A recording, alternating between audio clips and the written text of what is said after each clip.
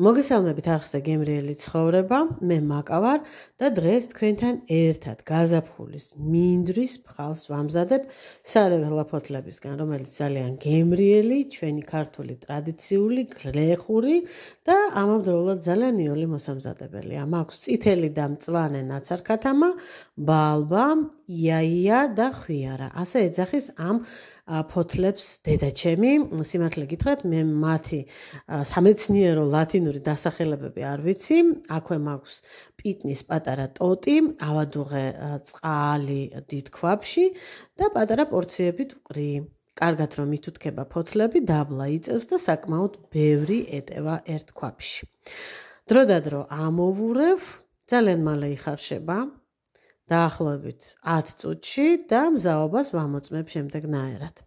გადმო მაქვს ფოთლები პატარა თეფშზე და ვამოწმებ ყუნწის სირბილეს. თუ ყუნწი ისე კარგად არის მოხარშული, რომ თითებს შორის ისრისება, უკვე მზად არის. გავაგრილებ, ამოვწურავ საწურით და აქვე გავითვალისწინებ, თუ როგორი სისქის მინდა რომ იყოს ფხალი.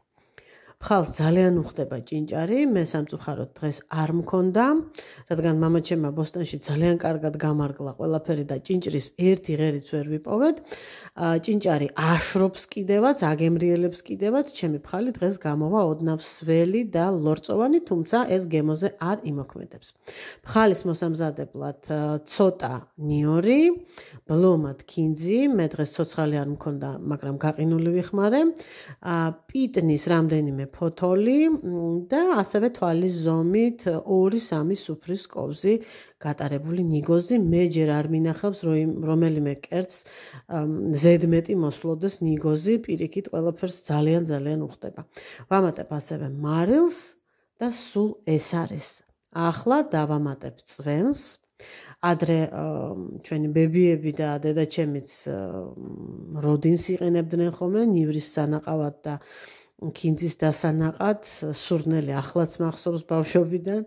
ახლა ამ ყველაფერს აღარ ვაკეთებთ და აი ეს შესაძავებელი ნიგვზიანი პასტა თავისი ნიორ მწვანილით გადავწყვიტე რომ დამებლენდერებინა.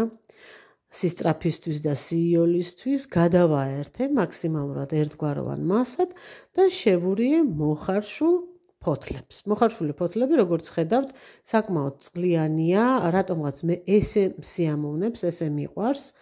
ცოტა მოწითალო ფერი აქვს, ეს მოწითალო იმიტომ რომ ალბათ წითელი ნაცარქათამა აქვს, ყველაფერი კარგად გადავურიე და უბრალოდ აი ასე დავკეპე.